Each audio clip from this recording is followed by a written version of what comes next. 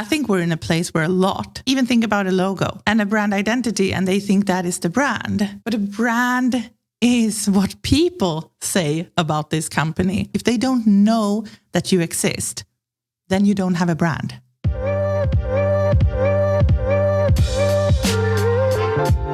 You're listening to the Angry Designer Podcast, where we help frustrated graphic designers crush all the industry BS and learn what it takes to charge what you're worth and build badass, rewarding careers. What's up, Angry Designers? Let me ask you a question. When you think of Sweden, what's the first thing that comes to mind? Besides, of course, blondes and blue eyes, we've got Volvo, we've got IKEA. Maybe you start thinking about, the clean lines of the Scandinavian design or Swiss design greats like Max Huber and Josef Müller-Brockmann. Well, it sounds pretty impressive. And, this sounds great from a high design perspective, which it really feels like it. But let's be real. I don't think this is high design.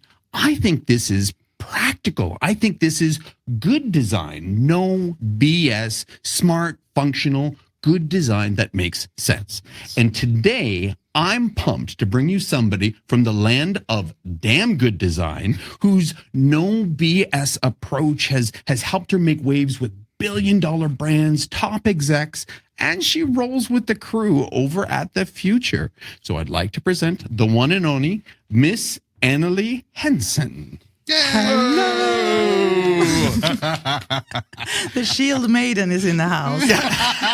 I wasn't sure which way we were going to go with this one, but I'm glad you brought that. You know what that is, right? I saw it right away. You were like, yeah, I got it. I know. Okay, the female Vikings. Okay. Yeah. So. Yes, absolutely. Right. And that show has gone crazy lately. So now I'm not going to be able to look at you any other way. In fact, I'm going to put this through some sort of AI scrubber, and you're going to have a Viking helmet with the wings on it. I have that already. My friend Heather Crank, she's an amazing with AI and Midjourney, and she created these amazing pictures of me. So yeah, that's awesome. You should share those with us, and we're going to put that. I can do that. I do that. Yeah. So I'm very impressed that you're here, of course, because you are from the other side of the world. But you were so close to us last week, were you not? Yeah, I was in Seattle and Vancouver. Oh. Wow. Right? And let him know what you were doing over there. Well, Seattle, but leave the Vancouver. The Canadian adventure. Yes. The Canadian adventure. Okay, I was with 19 creative entrepreneurs in Canada, in the wilderness, and fishing. No. Fishing. That's awesome. So Chris Doe was it was like maybe almost a year ago, and it's like, who want to go fishing? And because I know my friend Chris, and I know how fun it is to travel with him because we did the Future Euro Tour about a year ago together.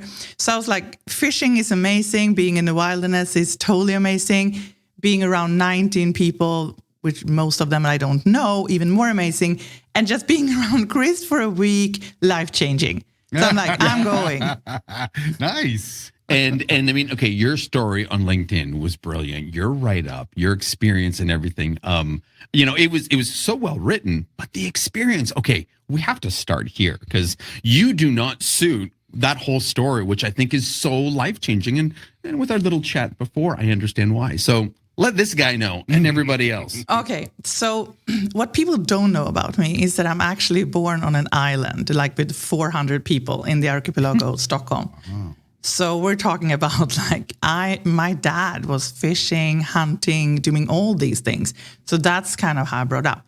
But I'm also a woman. And even though we're equal in Sweden, my dad treated me and my sister like two princesses. So they were like, I take care of it, So if we went fishing and we were driving the boat, whatever we did, Dad was always there kind of helping us, Mm. And then you might know the story with other, people, maybe your wives, but it's like, then you change your dad to another man, you get married, so and I ended up in this I don't know how to do this.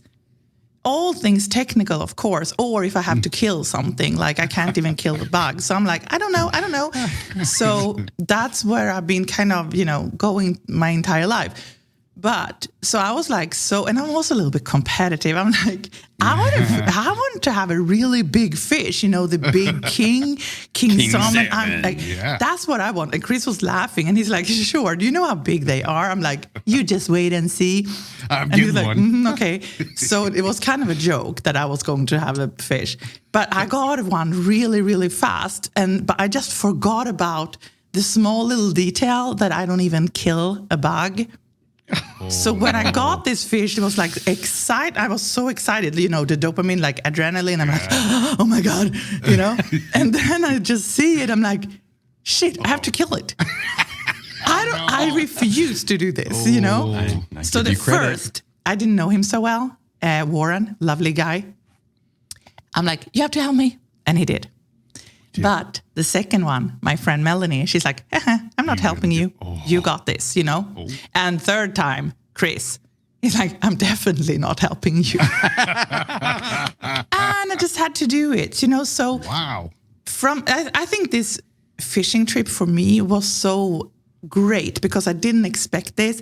But when you say I don't know about a lot of things, I wasn't even aware. It's not so flattering to hear that. But when you do that, and then you realize I did so many things that I never expected. Like I was driving the boat, when you really have this, like, what do you call it? Like this, Yeah. a big motor, a big boat. And I was driving it. It was like big waves. I was just going for it. I was docking at the, kind of parking it. I did everything myself. I killed those fish. So I'm just so proud of myself that I actually had to go through it, even though crying, even acting like a little princess. I still did it. And that was the best thing with the whole trip. So it was amazing seeing whales, spending time with lovely people. But just to realize at the age of 50 that I could do whatever I want and I don't have to say, I don't know. Yep. Yeah. That was cool. So do you feel that was the learning experience from the trip? Definitely. And just so much. And also that I just realized how much I miss being around people. Oh, wow. I love being around people, Funny remote world, right? And it is different when you feel the presence of others. Yes. There's a warmth. Yes. There's a connection that, unfortunately, as splendid as it is, you don't get that other than in person. You're right. I know, and you can connect with someone in just a couple of minutes, and you feel the energy, and people are so different, and you can feel some people need a little bit more time and space, and you can like invite them with something they feel comfortable with, and other people need another energy. And I just love that, connection with people, and it's not the same. So I think it was just reminding me how much I miss that, and I need to do something about that in my business. So do you feel, okay, we'll back this up a little bit after, but I mean, you have this connection, obviously. You have, you're obviously a very empathetic person and you appreciate feelings. Do you think that's lacking these days in people who do what you do? When you say people who do what I do, who do you refer to? There is no secret that my experience with brand strategists in the past have been love, hate. A lot of them have been great. A lot of them have been bullshit artists. Okay, yeah. So, and the bullshit artists were straight business, where I feel brands need empathy. Yeah. So do you feel that has made a difference in your approach all these years to branding, whether it's a person, a company, or yeah? I'm not the traditional brand strategist. I'm definitely not. Okay, so first of all, I started to work when I was 17, 18 years old. So I don't have that academic background. I'm very street smart, so that's one thing.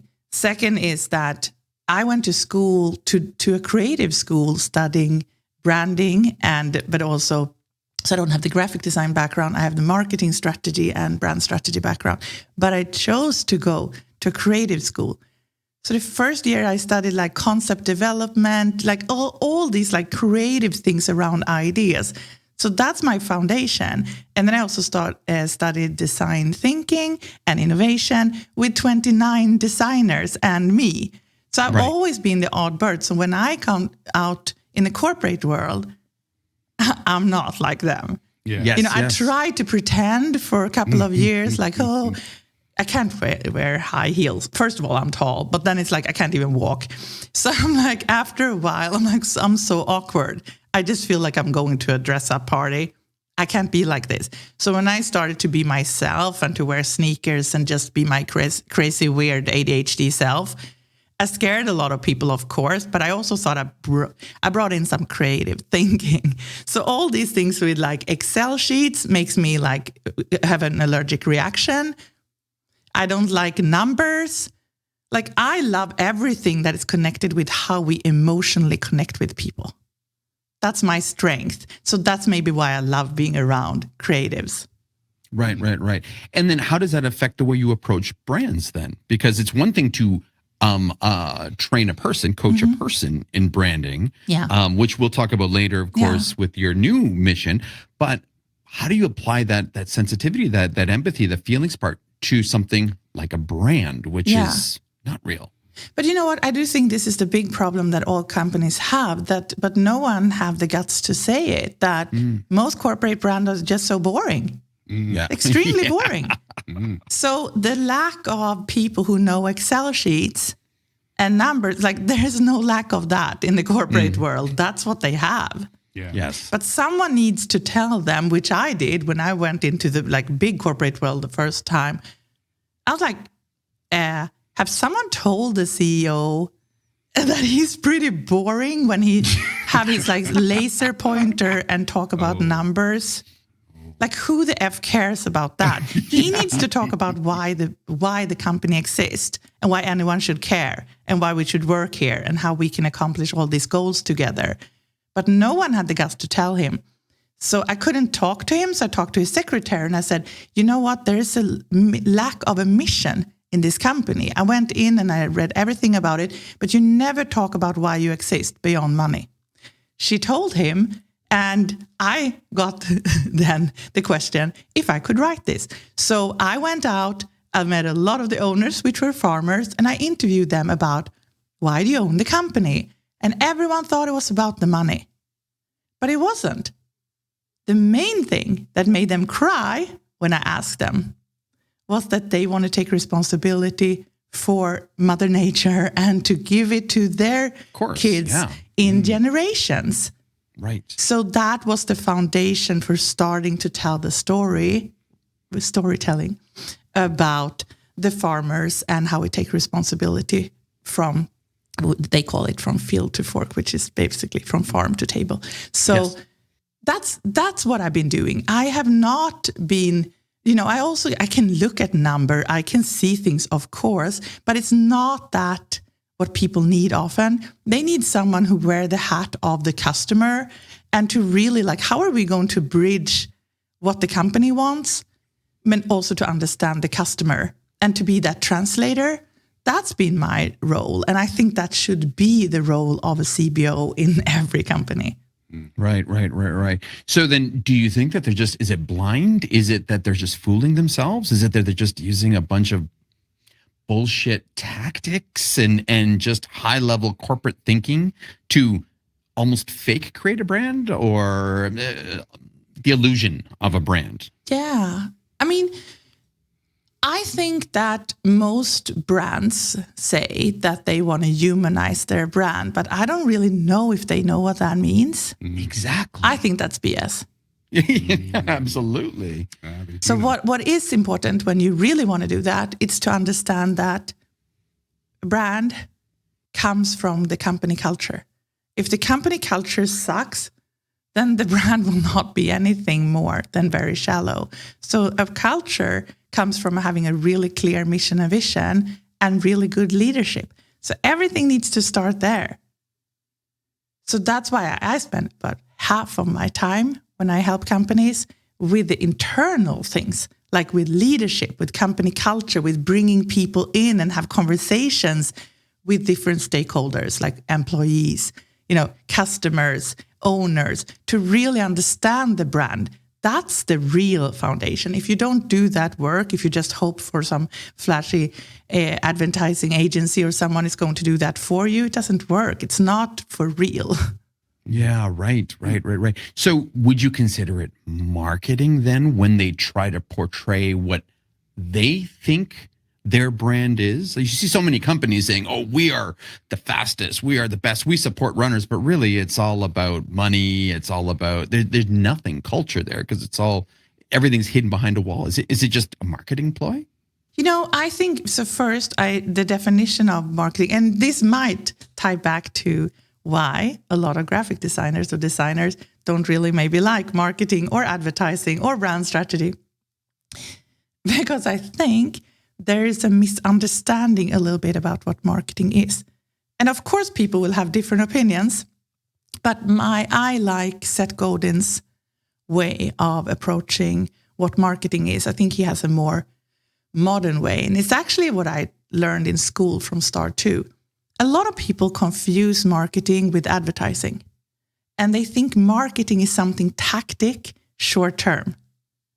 And it's not. Marketing strategy is to be able to really know what the market needs. So it's like putting your ear, and listen in. What does the market really need? And how can we help them to get what they want? That is marketing. And so if you know that, you also know what needs they have, what wants they have, their fears, their dreams. And then you can create an offer for them, which we talk about fancy talk, is like we say the value proposition. So it's basically like, how do we solve what they want? And then how do we position ourselves in a way so we can solve this problem for them, but we can also stand out in the competition. So when you know your things, you don't have to use all these difficult, fancy words.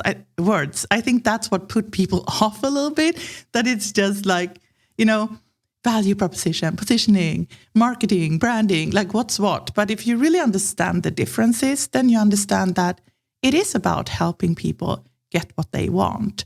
And then marketing is wonderful because it's about helping people. Do you think that this needs to change at the education level? Yes.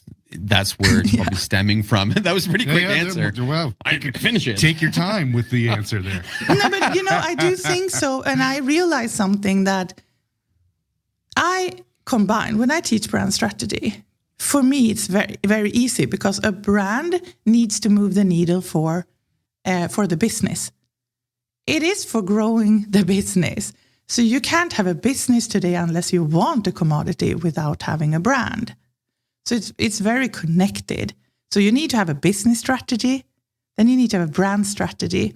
And the brand strategy includes, for me, knowing about the marketing strategy, what the market wants and who they are and what's important for them, but also knowing how we will position ourselves and how we will be different and how we will stand out and how we will make people feel something, which is more branding. So when we have the ability to combine those things, that's what I teach in brand strategy. So a lot of marketing people, they don't know about the more feeling side of it, branding. A lot of branding people have never read anything about business or marketing in school. So we have this, I feel like that sweet spot between is exactly what you need when you want to develop a brand. So that's what I'm trying to teach people. So how do you then, in the kind of world that we're dealing with right now, which everything is digital, right? We're bombarded with messages, from the moment we wake up to when we go to sleep.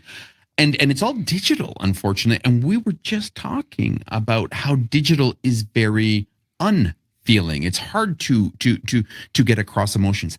How can a company these days try to overcome this barrier? Because this just sounds like it almost sounds like it's we know what we should be doing, but based on the world, we can't. Okay, I think sometimes I start in the wrong kind of way when I explain brand strategy. That's why I make it so boring for creative people. So if we flip it around instead. So we just think about something like say a brand that you like. Yes. Apple. Okay. So when you think about Apple, what are the things that you see like with your eyes? What do you see about Apple? I see people using the product and enjoying it. The clean lines, of course. Yeah. Mm-hmm. But yeah, you're right. But I think it's more. Yes. I'm thinking more the use itself, the functionalities personally. Yeah. But yes. Yeah. Right.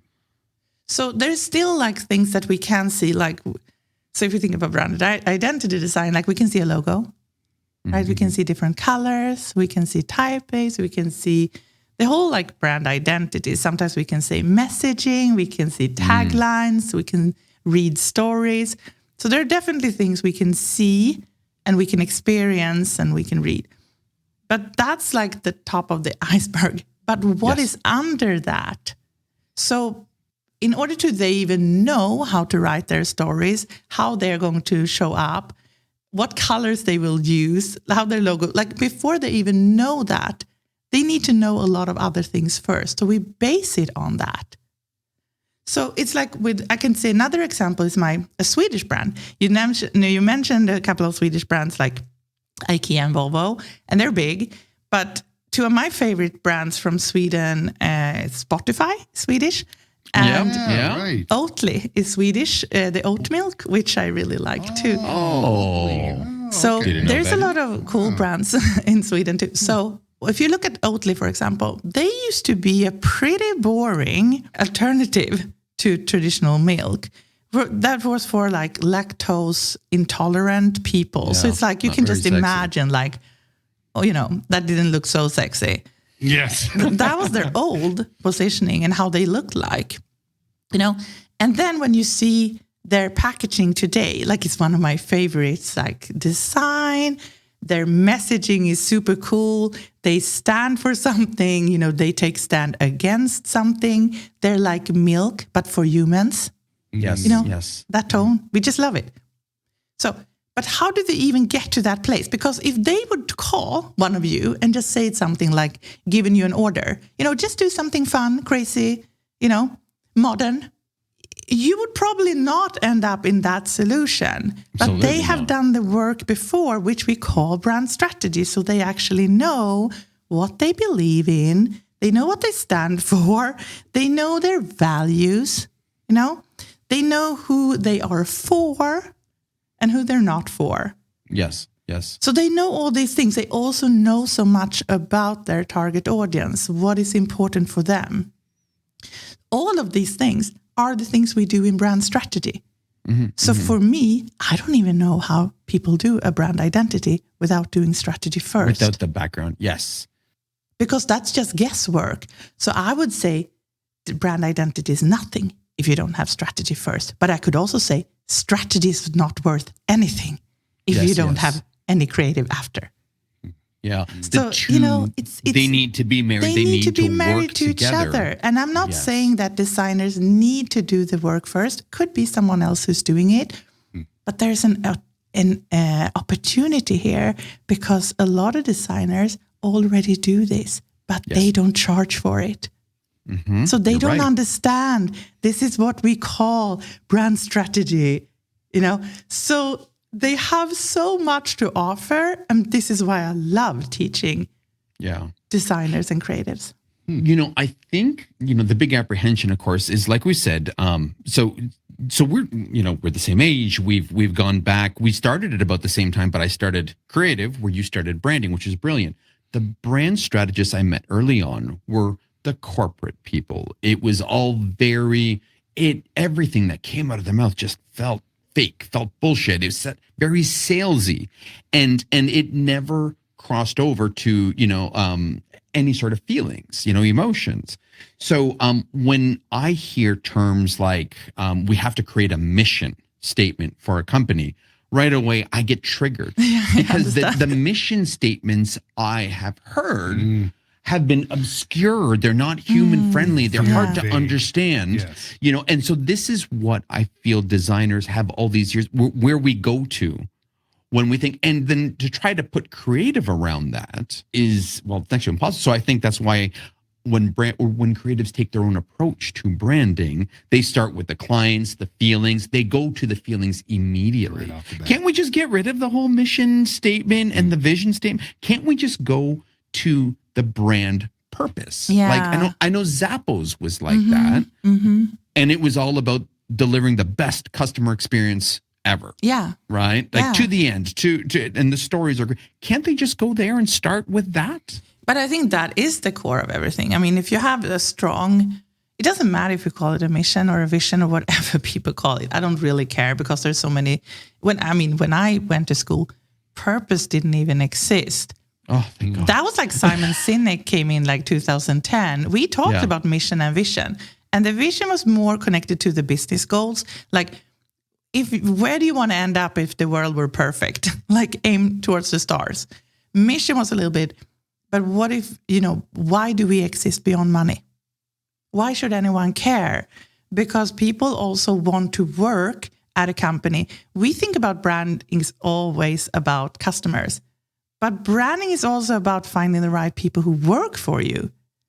A lot of companies I work for, they have a bigger challenge to find the right people who will work for them than to find customers. So it's really important to know when you want to hire the best people, it's not just, you don't want to compete with price, which is like salary. You don't want only that. You want people to work there because they love the mission, why you exist. They want to be part of that, hopefully like a movement. They want to feel like they're part of a tribe. They want to hang out with people who believe what they believe and who they vibe with.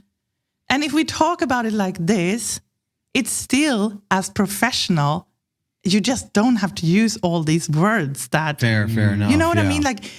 Like we would refer to it as culture and environment. So we mean the same thing. And I think if creative people come in, because that's how I've been talking about it, the creative people come in and have the confidence of knowing this is what the company need, and maybe a structure and a framework for how to get there, then you can also push back when some guy in a suit, try to overpower you and use all these words and say like, this is not. I'm like, oh yeah, you can actually lead that conversation if you know what you're doing.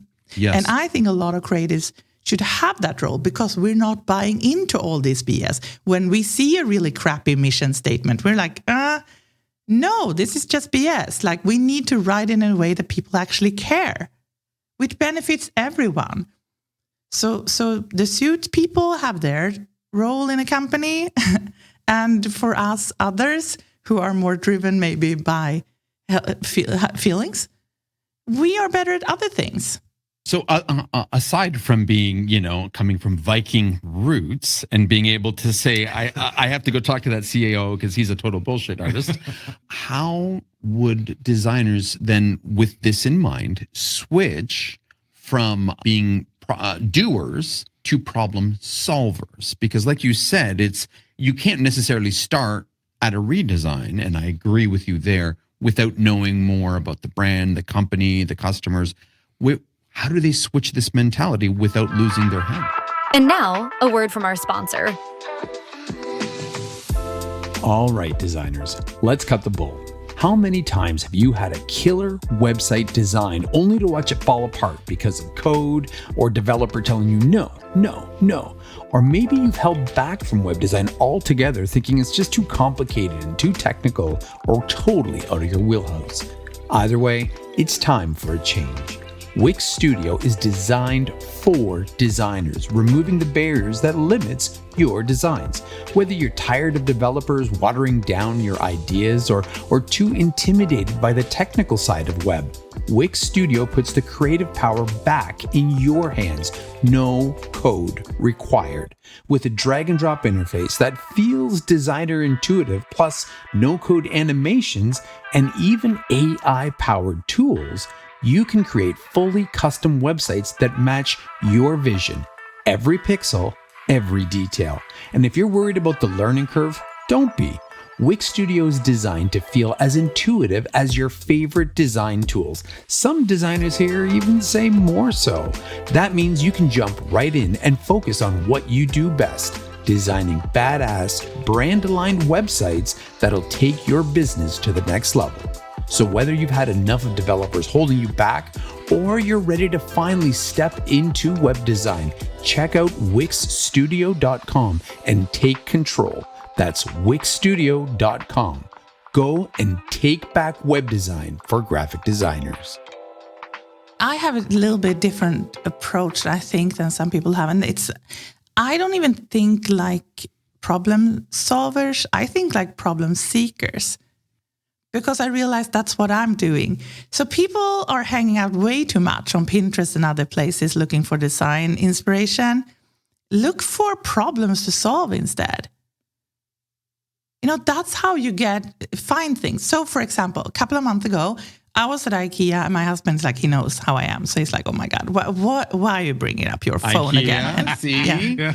We actually, so cliche. This is so cliche because I want to tell you, I actually did have meatballs too. It's so cliche. I love it. Yeah. So, but what I noticed, because I worked a lot with vegan brands, so I'm of course, observe everything at IKEA, from how their customer experience to how they kind of, use design to move us around in the store. They know exactly where we want to go and how. And so, and I also looked at their menu and I'm like, I know, because I'm friend with a person who works with sustainability at IKEA. So I'm like, why don't they take the opportunity to nudge people's behavior in a sustainable way if that is really what they want? So I'm like, I need to take some pictures here. I need to send it to someone at IKEA. My husband's like, do you have to do this? Yes, I do. Yes, that's you do. Being a problem seeker. Yeah. Because I'm like, I can see a problem here. I know what your goal is, that you actually want to be perceived more sustainable. You have an opportunity to nudge and change people's behavior, and you don't take that chance. So for me, that's a seeking of a problem. So how do we solve that? We can actually come in, we can prototype, we can design new menus, we can design a new experience and nudge a behavior. We can test, we can do an A/B testing in the restaurant and see, will it change?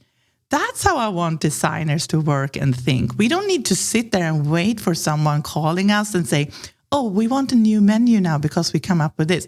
Because most people don't think like this, because this is creative problem seeking, and most suit people don't think like this. So this is an opportunity for designers to not just solve problems, but just take another couple of steps back and like, okay, what kind of problems do I see out there in the world? And how can we use design to solve those problems? So I don't think designers should leave being creative, leave designing things, but to add this approach and to add strategy before you do the design will not just give so much more value to your customers, it will also give you a lot more money. And it's more fun because you're in charge of actually facilitating the discussions instead of you get a problem to solve from a client, because most times, and you guys know this, they're not even giving you the right problem to solve.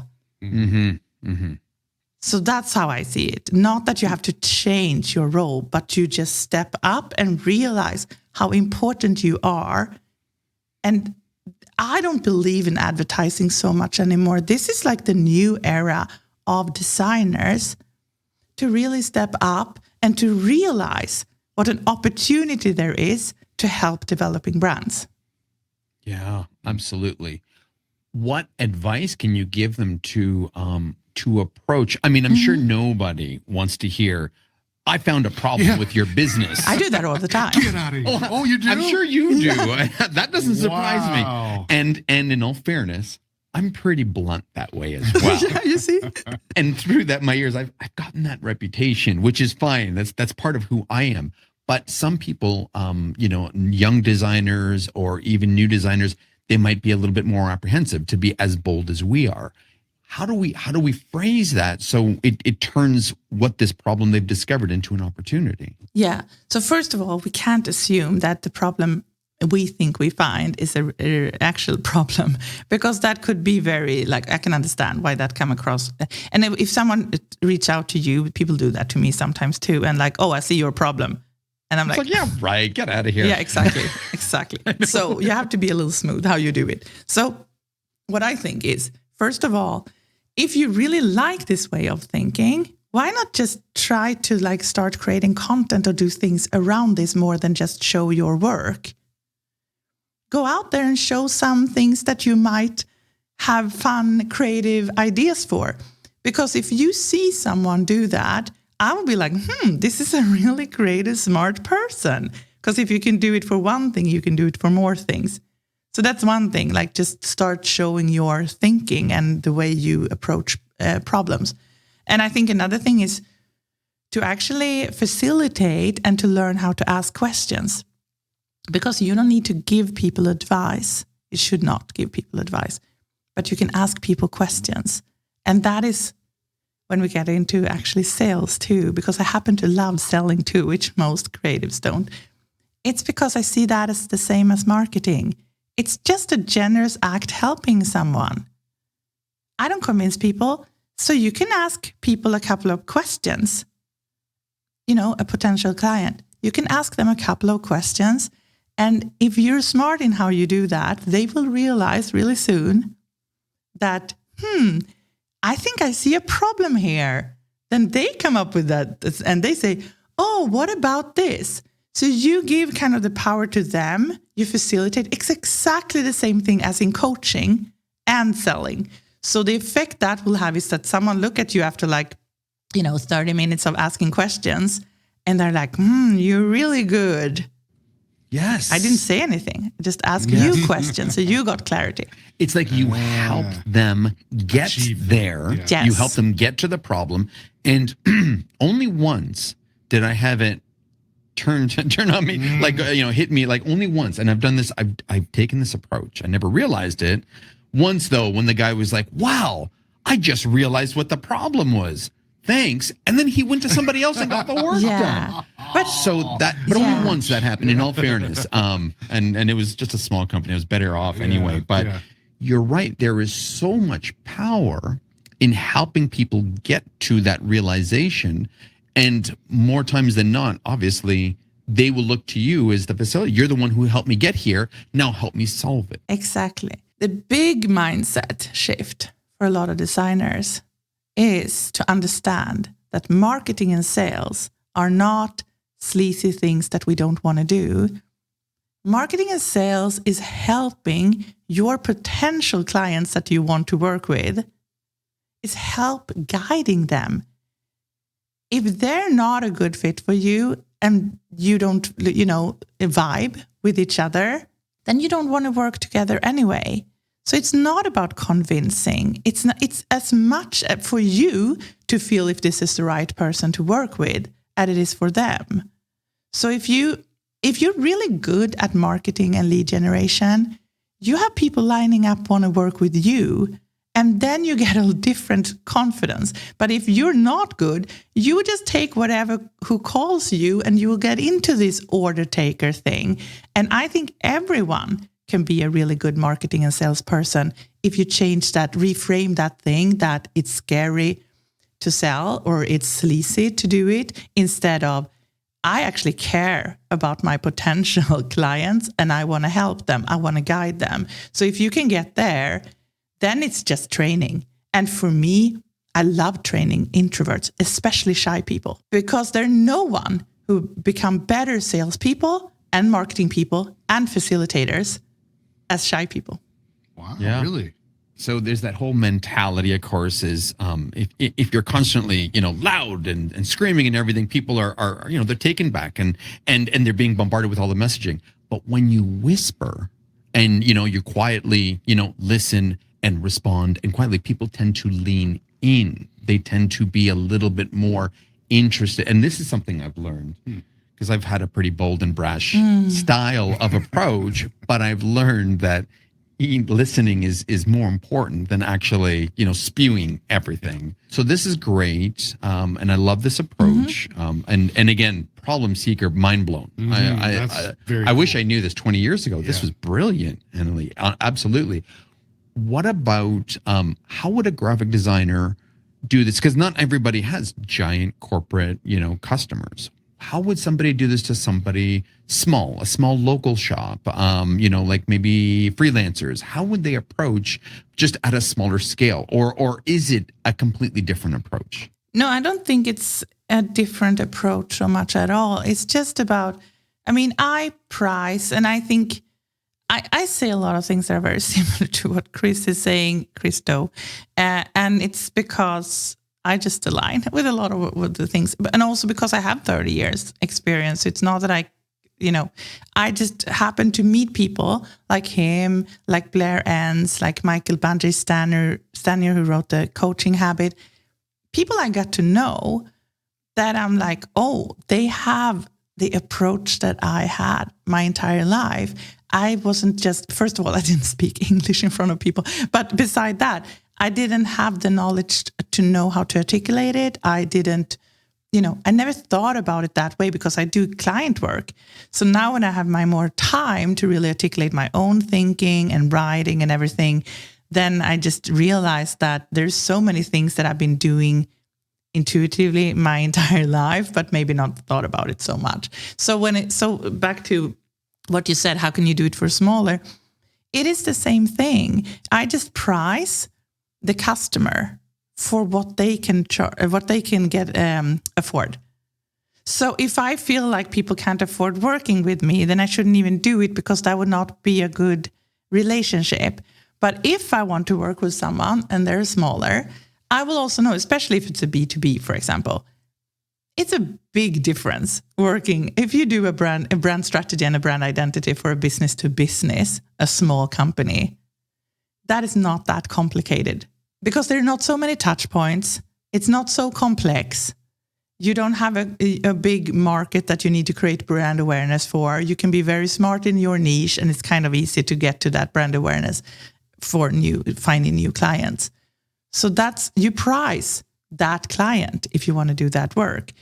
In Brand Strategy Fundamentals that I've been doing for the future, that course, I have an example there. I updated the course just a couple of months ago. So I brought in a small food company from Sweden, but they're on a business to consumer market. So it's food, which is very competitive. So it's food and packaging and everything. But I do the brand strategy together with them, no visuals. So I just want to show how it is that you can follow the same framework even though you have a smaller client.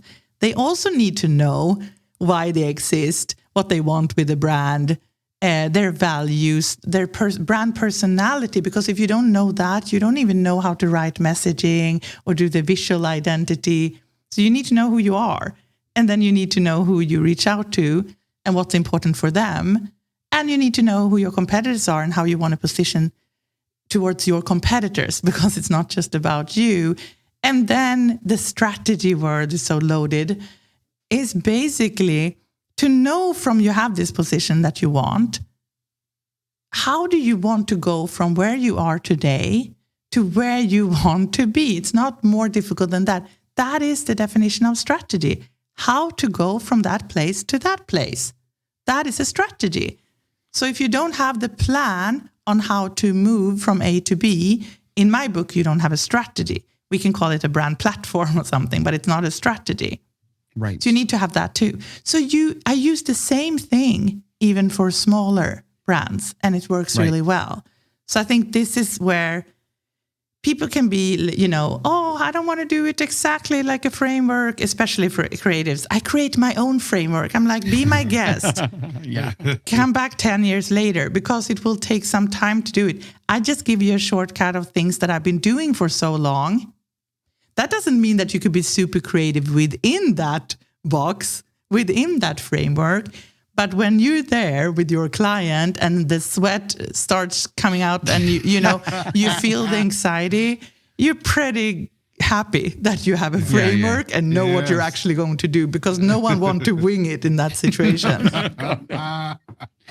Okay, so let me ask you then. So some graphic designers have small companies, and it seems though their strategy doesn't exist, because their sole strategy is to exist and to exist day after day, be it a small bakery, a small coffee shop, something local that just serves the community. How important is trying to help them develop that future strategy to their existence and into a situation like this? I mean, I think it's just important to understand the foundation of what a brand really is, because I think we're in a place where a lot, maybe even your listeners, a few of them, even think about a logo and a brand identity, and they think that is the brand. But a brand is what people say about this company or organization or you as a person.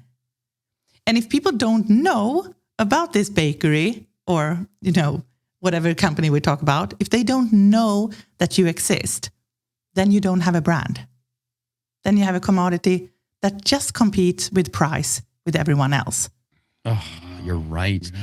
You're right. Yeah, that's cool. Brand actually can elevate you from, an everyday business commodity to a higher perceived value or just anything. So would this be the same as differentiating yourself, or is this bringing your brand to life? What would be the lingo? What would be the mentality, the ideas that a timid graphic designer who goes to the same coffee shop every week to work can use now once they realize that the person serving them coffee is the owner? Yeah. So if we think about that marketing, first of all, because we don't want to talk about advertising.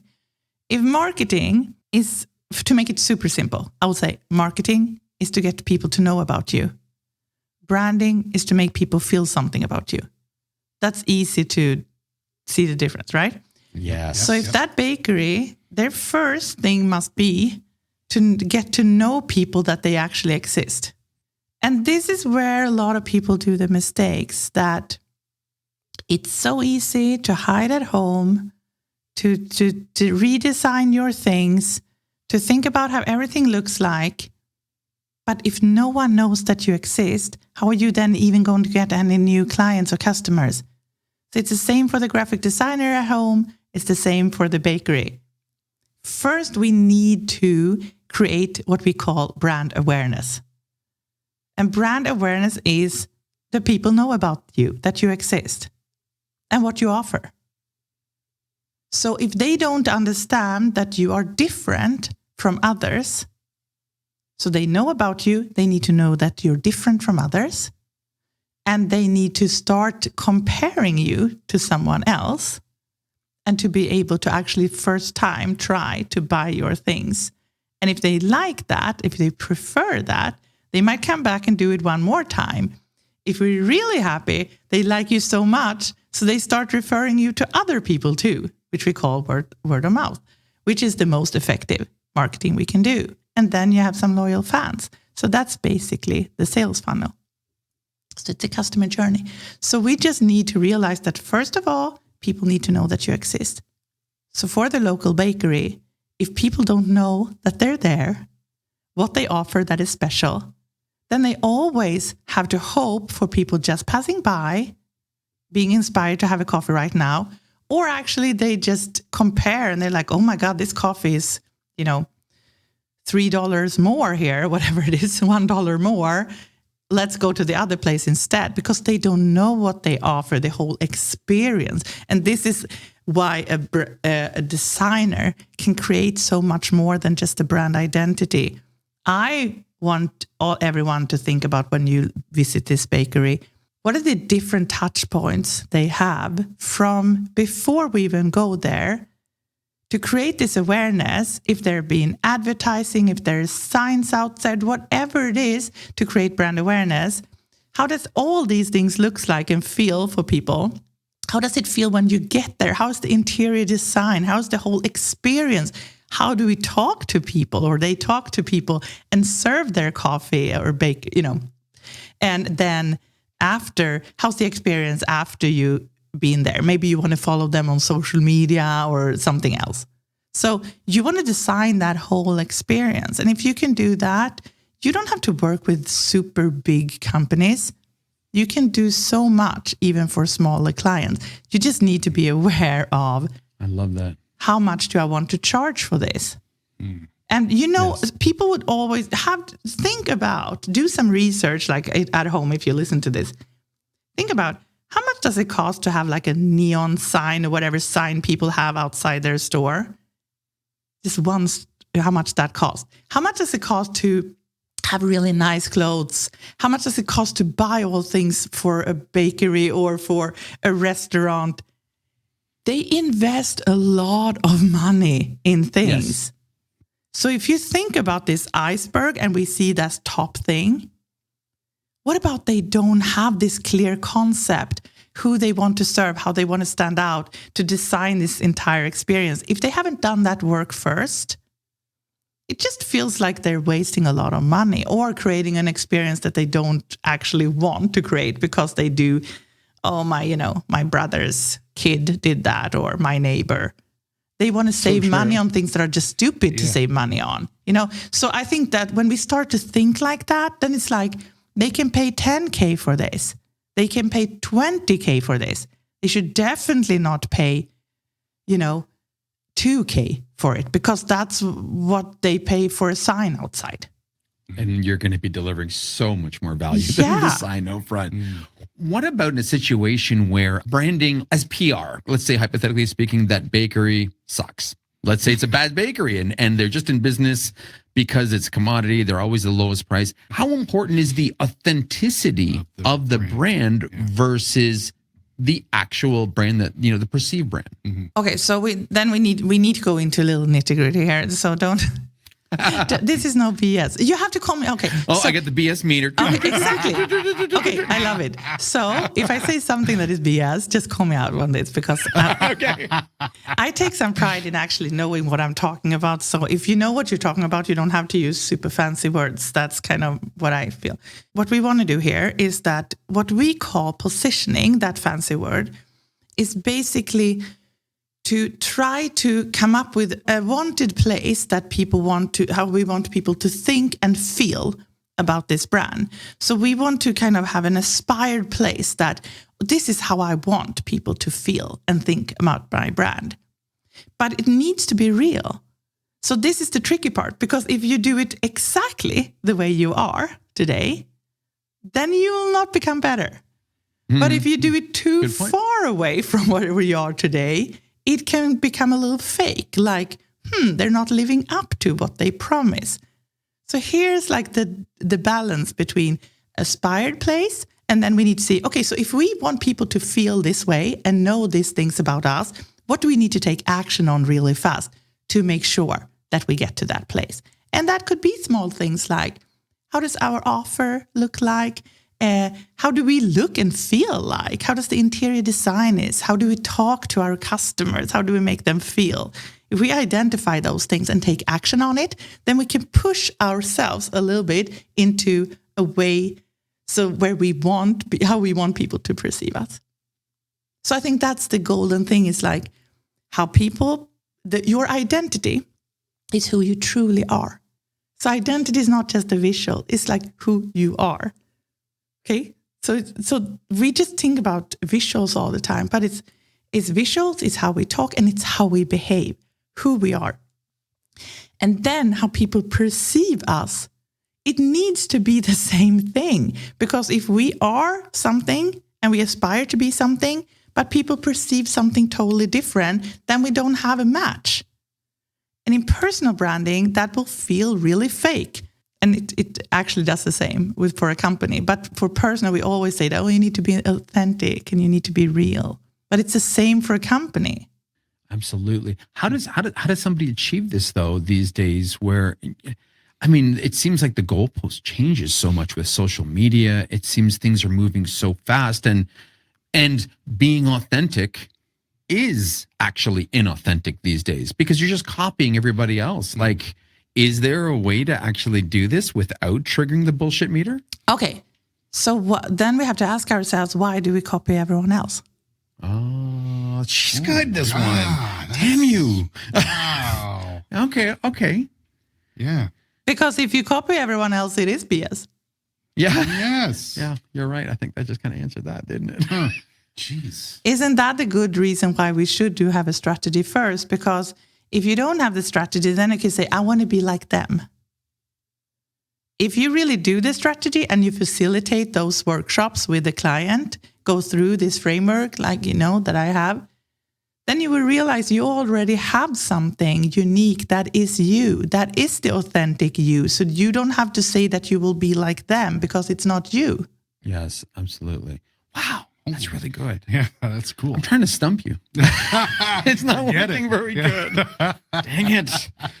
Okay. Well, let's bring this back then to the people. Let's stop talking about brands and let's talk about your new mission. You're kind of, tired, fed up, and you have this new vision, and you want to refocus a little bit. What is this all about? Yeah, I think I'm not going to do a totally pivot and do something totally new. It's actually very much in line with I already do.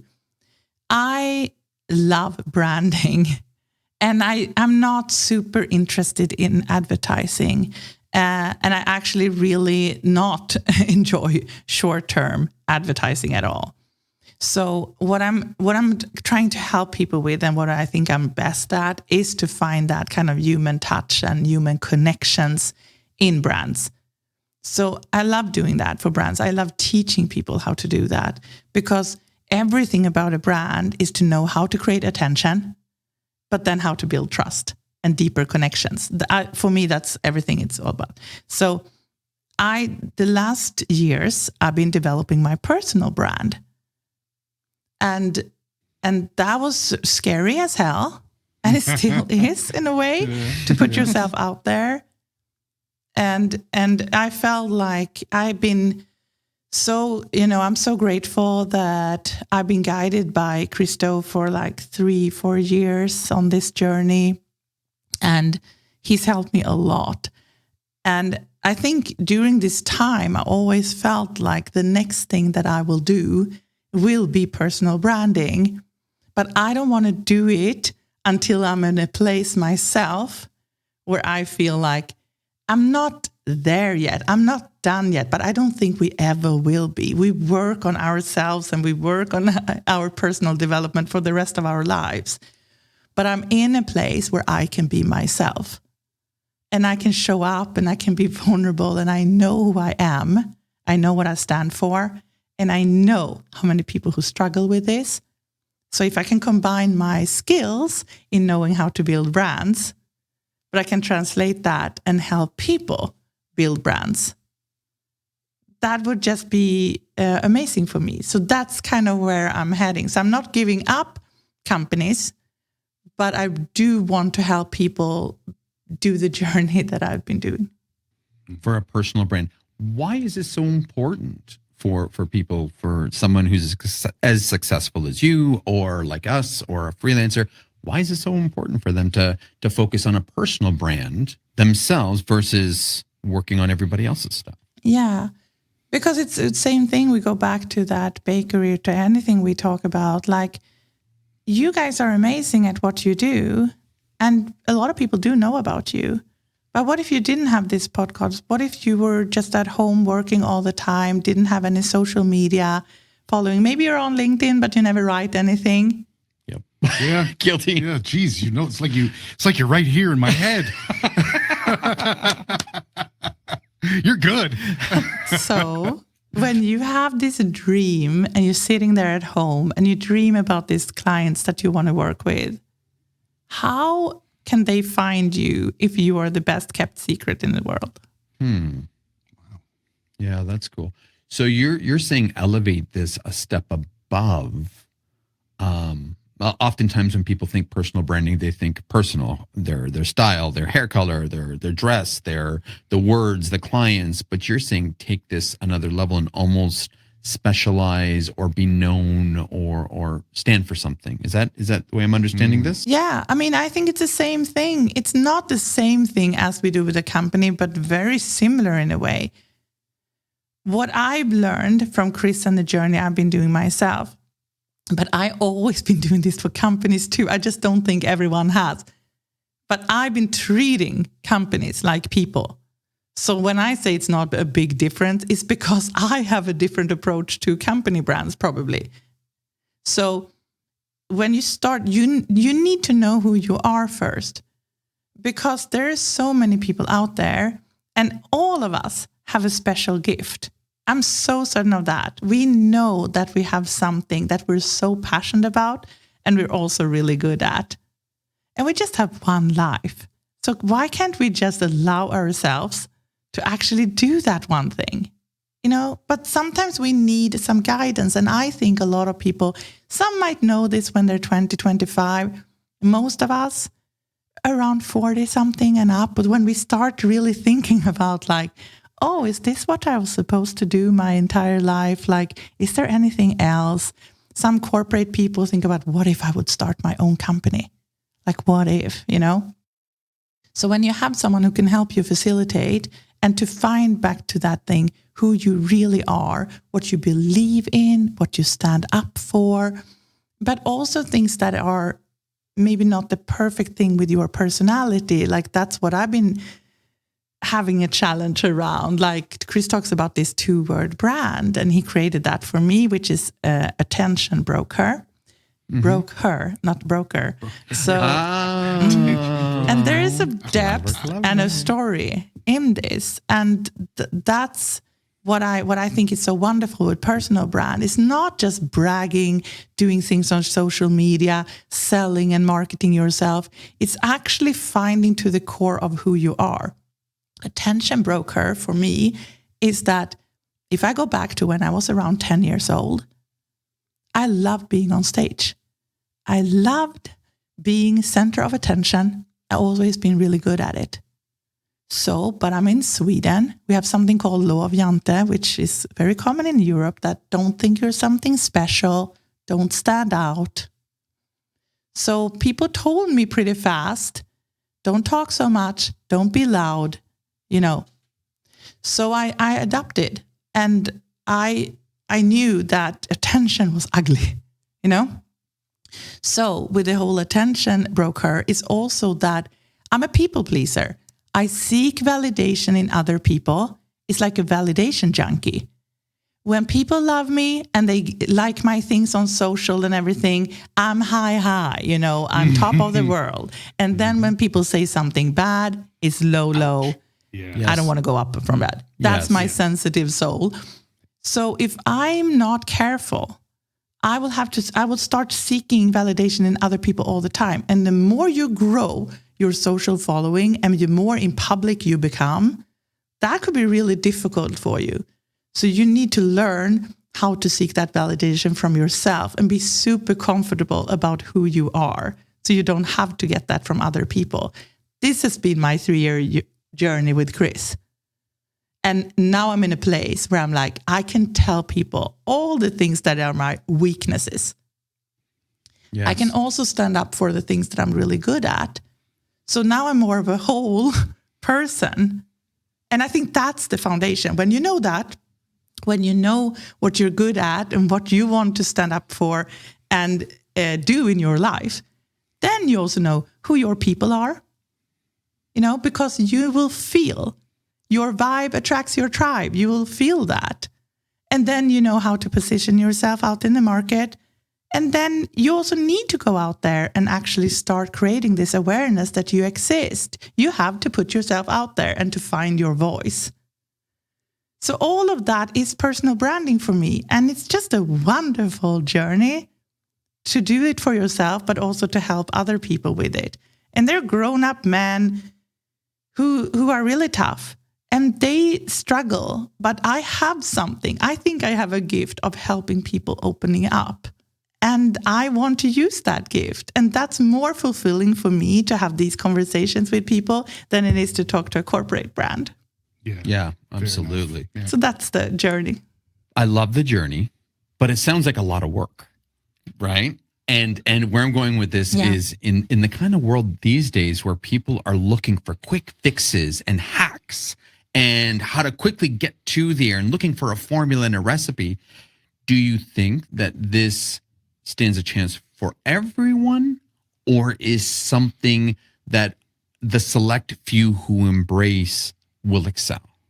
I think it is my BS meter that is like, where people say something like that, because not for you, but for them. Because I'm like, if you want a quick fix, I'm not your girl. Yeah.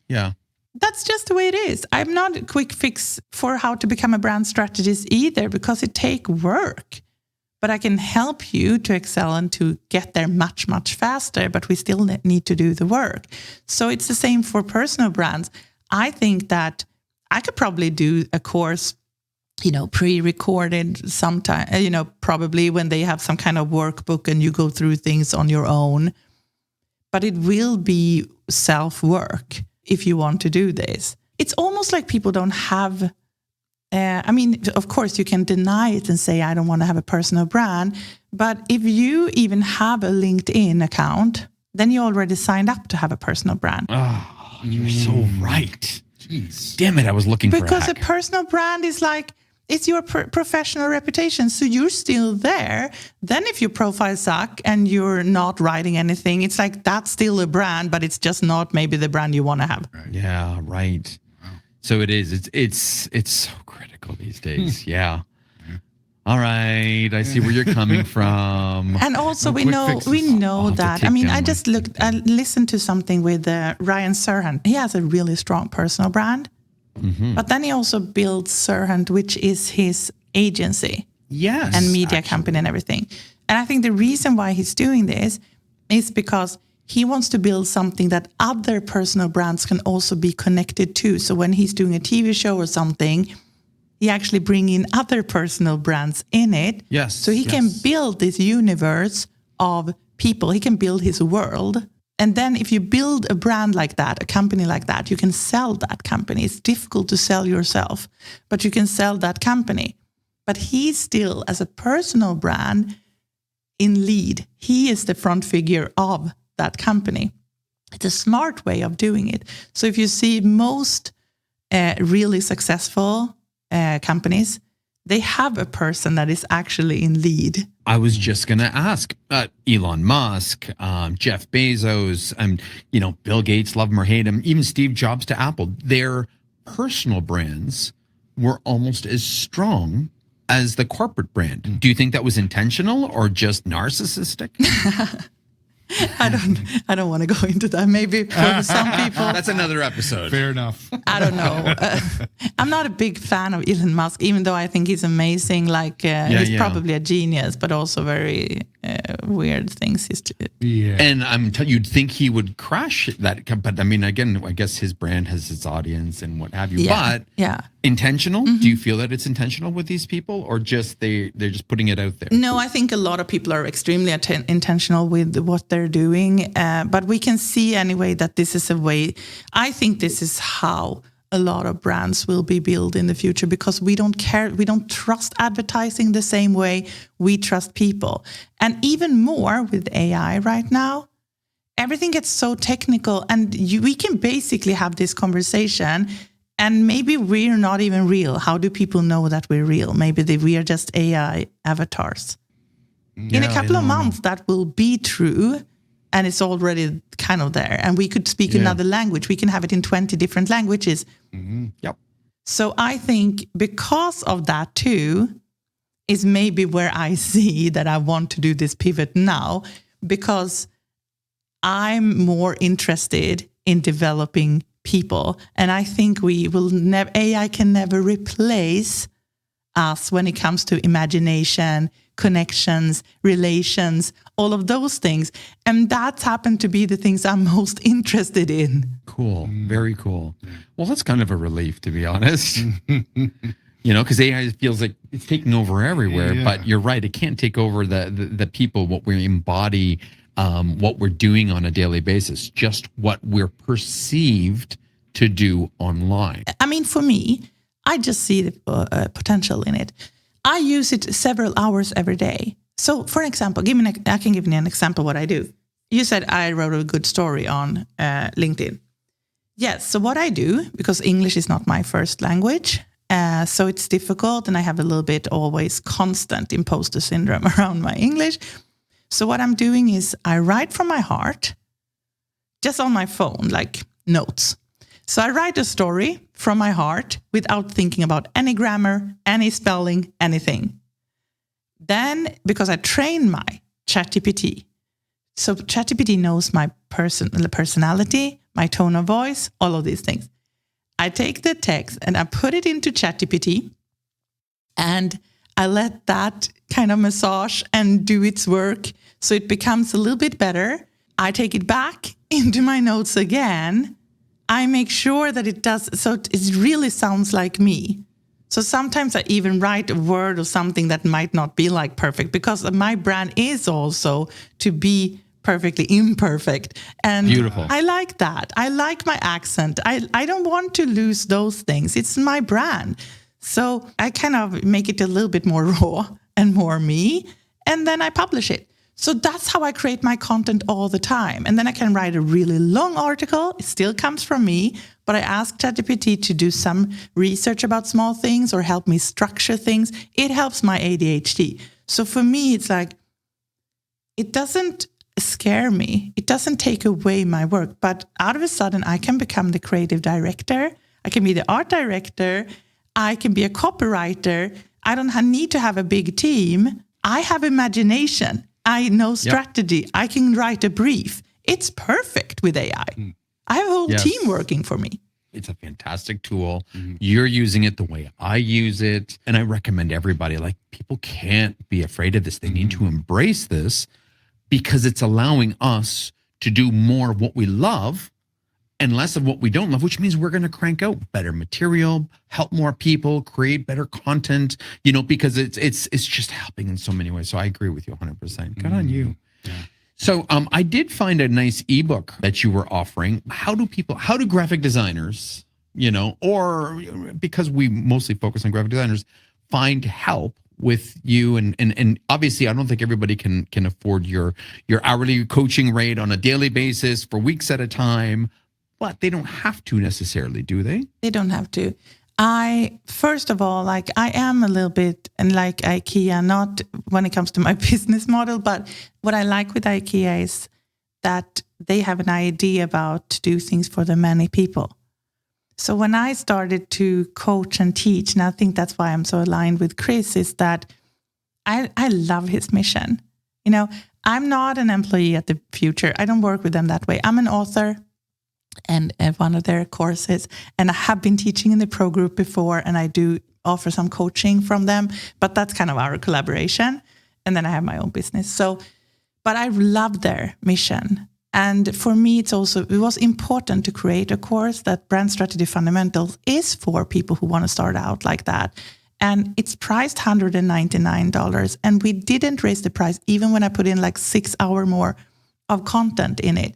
It could be $1,000 course. It's not, because it's supposed to be affordable and available for the many people.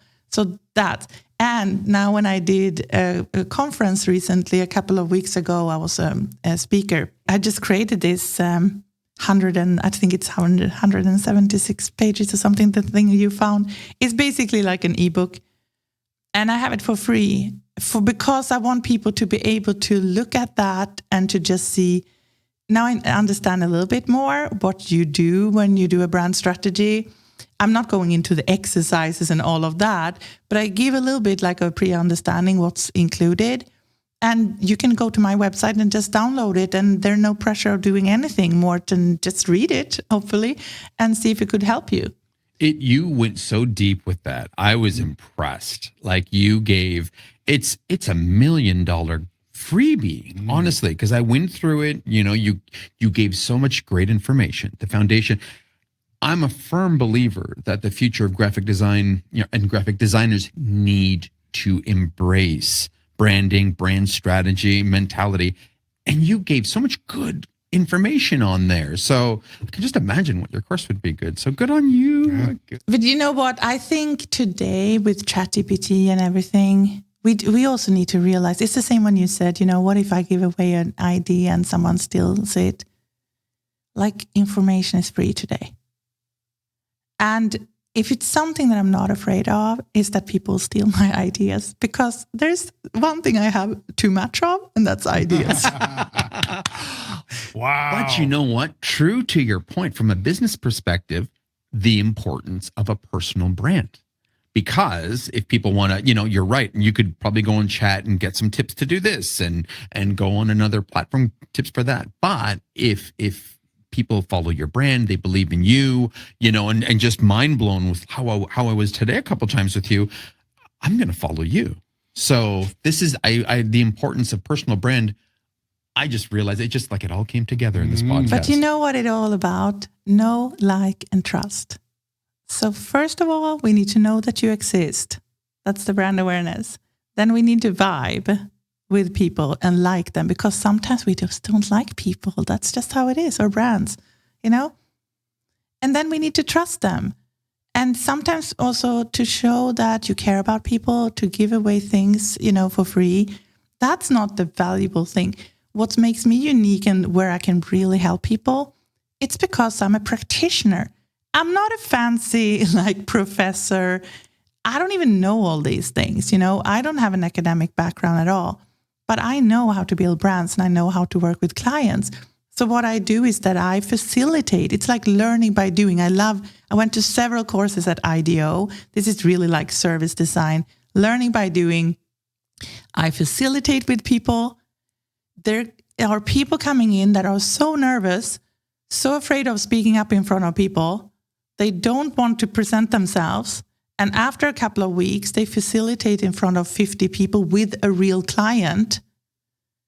That's my joy, to see that I can create a safe space for people who can open up and can have an opportunity to really practice. So I bring in real clients that I know that have real problems, and we solve them together. So that's what people pay for. It's like to know how to do it in real life, because we can read books and we can do a lot of courses, but it's nothing that beats that real life experience. And I want to give people that before they go out with too much anxiety on their own. Yeah. Nice. I love that. Yeah, wow. great. No, trust. Yes. Dude, again, wow. Yeah. I can keep talking to you all day. I love this. This is not going to be the first time. The BS meter was only a little bit on the low side. Not up here. It was just a little bit. Barely registering. Yeah. I was hoping to catch you on a couple things. Well, listen, because we can have another talk in the future. We can, whatever you need, of course. But we traditionally finish off our conversations, okay, with a rapid fire round of questions. You have 2 minutes to answer all these questions. Oh my God. Okay. And some of them are just high level, some of them are a little deeper, but it lets us know the person behind, the conversation. So this is just, fun stuff, so no pressure. But obviously you're good with this, yes? If I don't know, I just say I don't know. Oh, no. You'll know. I'm sure you'll get it. You'll know. Okay, this. that could be an option. No, that's not an option. Okay. I do my best. Okay. Ready? Are you ready? I'm ready. Here we go. Start. Mac or PC? Mac. Paper or tablet? Paper. Spotify playlist or vinyl collection? Spotify, because I'm Swedish. Oh. Favorite type of music? Oh, rock. Metal. Atta girl. Oh, Favorite wow. color? Black. Favorite childhood toy? A car. Car? Okay. Like a toy car. Morning person or night owl? And night owl. Best piece of IKEA furniture you own? Oh my God. The A bookshelves. Couch. Mouse or stylus? Oh, mouse. Okay. Favorite global brand? Oh my God. That must be Apple. Oh, okay. Favorite local brand? I say Oatly because it's still from Sweden. Yeah. So I love Oatly. Okay. Yeah. Favorite home accessory? Oh my God. That was difficult. Something in the kitchen. I like cooking. Okay. I can appreciate that. Yeah. Okay. We'll leave that one open. Yeah. Coffee or tea? Oh my God, coffee. Puppies or kittens? Puppies. Swedish meatballs or cinnamon buns? Swedish meatballs. Who would win in an arm wrestle, you or Chris Doe? Oh my God, Chris. I don't have any muscles. Viking roots and no muscles? No, I'm so out of shape. I'm so out of shape. Your favorite artist ever? Oh, Michael Jackson. Who would win in a fight, ABBA or Ace of Base? Oh my God. ABBA. I don't like Ace of Base. Yeah. Correct answer. Serif or non-serif? Non-serif. Okay. What's your favorite brand trend right now? I don't know. I'm not so into trends. Good. That's a good answer because that was the Yeah. bullshit meter. Yeah, that's that the was a one. trick question. Nicely done. True or false? A brand strategist who can't design or understand design is like a chef who can't cook. Wrong. Oh, would you rather drive a classic Volvo or design a rebrand for Volvo? Design a rebrand. It's kind of a no-brainer, huh? What's your guilty pleasure? Oh my God. I wish it wasn't chocolate, but it really isn't. You can tell I'm not in full figure, but I don't see anything. You look fantastic. You look fabulous. What's your superpower of choice? I would love to be able to fly, so I could be like Superman. Yeah. Agreed. Best place in Sweden to visit for creative inspiration? Oh, my home. Oh, that's cool. Awesome. Maybe You're we'll also take you up on that welcome. if we're ever there. If you would see what I see right now, I live like 10 meters from the Baltic Sea here. Oh, beautiful. So if you guys want to come and get inspired and have a conference or something, couple of days, just call This me is- because you can come Anneli's here. house. You can come here. I sounds live next awesome. door to a spa. Wow. Even better. Jeez, that sounds so intriguing. Okay, I need to say. What's the most Swedish thing about you? Oh, that I'm still struggling with this damn lovjante. What is it? What? With that- yeah. Yeah, Be yeah. quiet kind of thing, right? It's no, that's like don't think you're something special. Oh, that. Okay, yeah. We're all freaking something special, Yeah. you know? Yeah. True. Yeah. That's very Swedish. Yeah, that's very Swedish. Oh, Okay. And last but not least, what's one thing that always makes you angry? When people that are strong and powerful take advantage of other people. Good. I don't Agreed. like bullies. That's the only time I will fight. Yes. And it would be scary to fight you because you'll take Yes. out your sword and you will chop us to pieces. Okay, so you did pretty good. 4 minutes, 40 seconons. See, that wasn't so bad.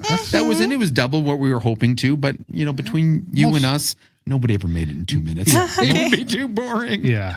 Most people get under 5. Yeah. Okay. Oh, I know. It's so great to have this conversation, you know? Like, I mean, I know we've been trying for a couple months, you know, to Yeah. connect with schedules and all it took was a trip to Canada to be like, wow, she's serious. Let's do this. Exactly. You know, so that amazing. And I also think what's so cool with doing things like that is that when you do things that are a little bit scary and you challenge yourself, you know, I was kind of putting myself in a prison at home because I didn't like even going flying. Like I was so scared of flying. So I wasn't in an airplane for like 15 years. So I felt a little bit like, what am I doing? Like I'm at home and I don't even experience the world. And now the last 2 years, since the Future Euro Tour, when I went to 8 cities with Chris and this team, everything just changed. You know, it was like my eyes literally opened and I was like, oh my God. And I know Chris, but in the worst anxiety when I was flying, he was like, you know, it's like we're time travel. You know how cool it is to look out and we're like getting to another place, a totally different place in the world. And it's like we do a time, jump and then we're there and we can have exciting experiences. And I'm like, oh my God, that's so cool. That's how I feel about it now. So even now in Canada, it was a small plane with like maybe for 30 people and we were 20. That small anxiety came back for a couple of minutes. But I did that too, so we can do anything that we want in life, but we just have to face our fears. And I know that I'm not the only one because there's so many creative souls that suffer from anxiety and who are scared of things. But if we just put ourselves out there, it could be like start going out and seek those problems, going out and meet new people and actually talk to a stranger or challenge yourself and maybe learn how to facilitate with clients. All these things, we will realize that it's not that scary and it can open a totally new world for you.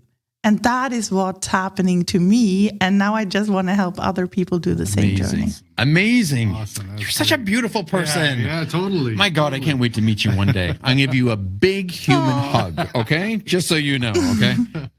I can't wait. It'll happen. I It'll happen. can't We'll wait. put it out in the universe, Yes. and it's going to happen. Yes. Well, thank you for your knowledge today. Thank you for sharing so much. I know people got a lot out of this, and I've learned so much today, and I love it when I'm challenged and I'm learning new things.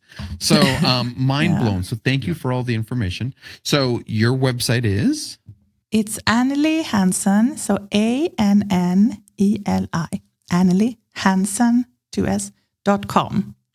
So that's where you can find me. And I'm also very active on on social media. So I'm at the Anneli Hansson on Instagram and also on LinkedIn. So I think that's where I'm most active. I do have a pod. I'm not as great as you guys are. I just kind of started out, so I might need some pro tips here. Maybe you guys can come and visit me in We'll set up my your studio podcast. for you, okay? That would be fun. That would be so And go to cool. a spa while we're Go at to it. the spa next door. Exactly. Yeah, Yeah, absolutely. yeah. So that's all a deal. deal. Now we decided Thank that. you again for visiting us, and of course, whatever you need, consider us a resource for life. So we'll always help.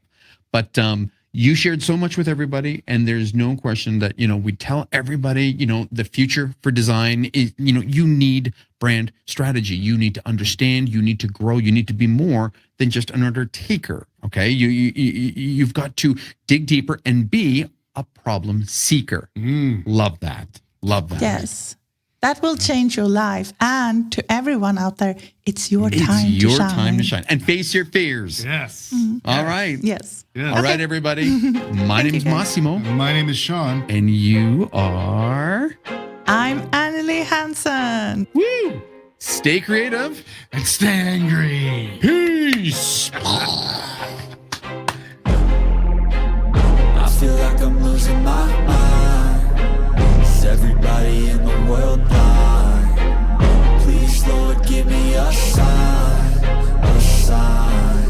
I wanna be the greatest. Everybody on the fake shit. I look around and feel like everybody is the fakest. I make this every day and I'm impatient, hoping one day I blow up from the basement. Statement, the top is so vacant. I don't hear shit that I think is amazing. Waiting for my day when I'm playing sold out shows for 1,000 faces. Hey, give me that crown, get in my way and to be put down. It ain't your place, all this my town. If I want that shit, then I'll get it right now.